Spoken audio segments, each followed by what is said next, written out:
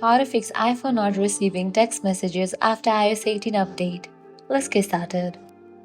First, let's make sure your settings are correct. To check that, launch your settings, scroll down, navigate to the option of apps.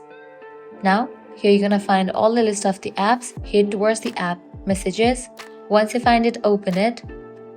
Now here you will see this toggle for iMessage. Make sure it is enabled. In the case it is already enabled, disable it, wait for a few minutes and then again enable it. Likewise, scroll down. Make sure you have enabled for this option, send as a text message.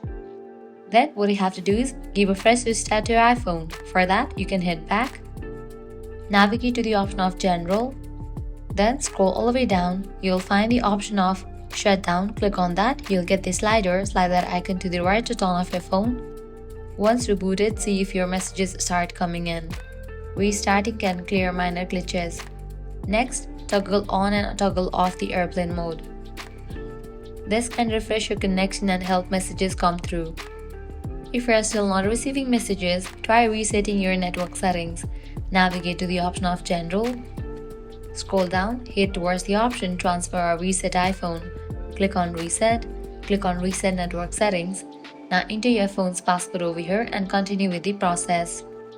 Lastly, what you can do is sign out and back sign into your Apple ID. For that, head back to the main page of settings. At the very top, you'll find your Apple ID. Click on that. Scroll down. Click on the option Sign Out. Then again, provide your Apple ID credentials and sign in back. Try these steps and your iPhone should be receiving messages again. If the problem continues, contact your carrier or Apple support for further help. Thanks for watching.